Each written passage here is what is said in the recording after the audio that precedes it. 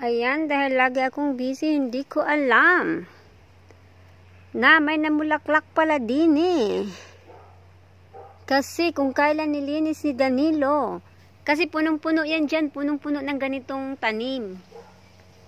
Eh, sabi ni Danilo, hindi siya namulaklak kasi baka na-suffocate na sa sobrang dami, punong-puno kasi.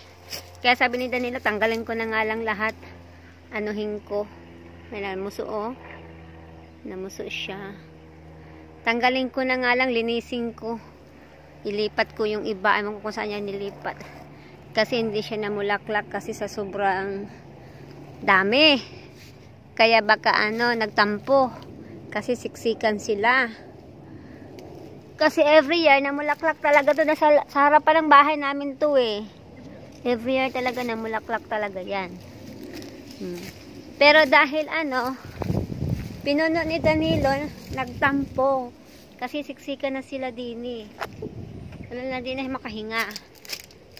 Kaya binunot ni Danilo dahil sabi niya ayaw nang mamunga. Ayaw na malaklak pala. Kaya ayun. Hinintay lang palang yan dito hinintay lang palang linisin ng mulaklak siya.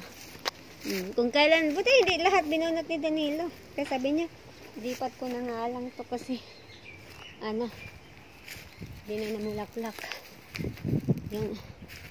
Yung dini din may namatay, mabuhay. Non-stop pala to na mamulaklak na. Okay. Tapos yan namulaklak uli.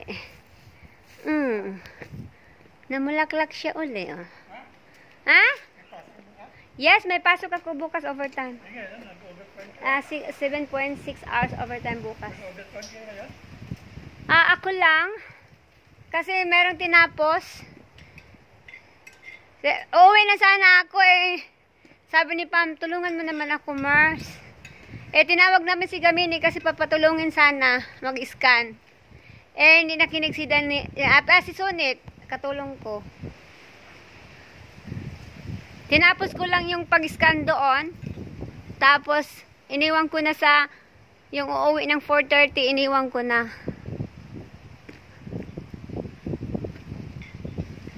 Kasi urgent yun eh, express yun.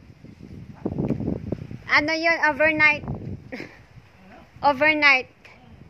Yung tinapos ko. Overnight, is kailangan ma-send yun ngayon. Ayan bulaklak. Diba? Ang ganda niya basta ito. Hindi ko lang maabot. Basta yung isang pungpong. Okay. Ayan.